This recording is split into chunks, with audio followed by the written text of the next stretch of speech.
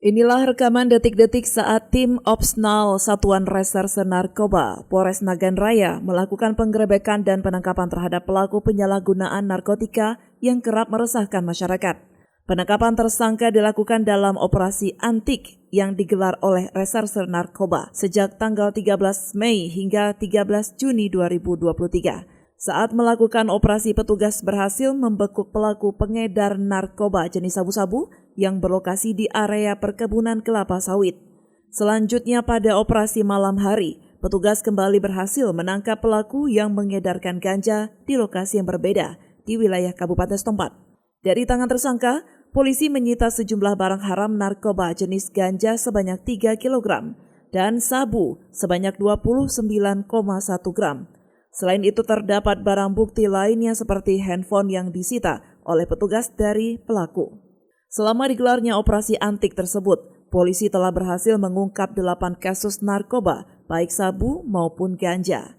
Selain itu, polisi juga menangkap sebanyak 12 orang pelaku bandar maupun pengguna narkoba.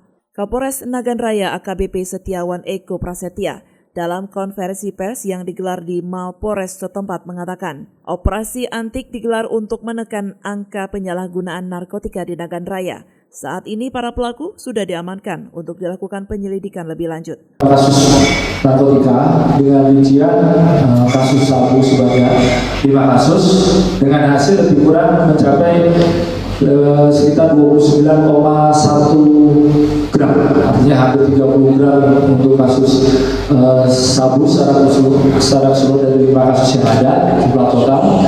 Sedangkan untuk ganja ini 3 kasus, 3 perkara dengan berat total hingga lebih kurang 3 kilo atau tepatnya 3050,4 gram.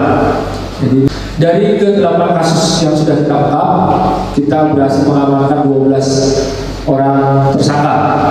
Insya Allah untuk kasus ini dalam proses sidik dan juga termasuk informasi-informasi baru kita peroleh juga akan kita kembangkan dalam proses sidik kita. Untuk mempertanggungjawabkan perbuatannya, para tersangka bandar narkoba ini dikenakan pasal 114, pasal 112, dan pasal 132. Undang-Undang Nomor 35 Tahun 2009 tentang narkotika dengan ancaman pidana 17 tahun penjara untuk bandar narkoba dan 12 tahun penjara untuk pengedar narkoba. Dari Nagan Raya, Ordian Saputra melaporkan untuk Puja TV Aceh.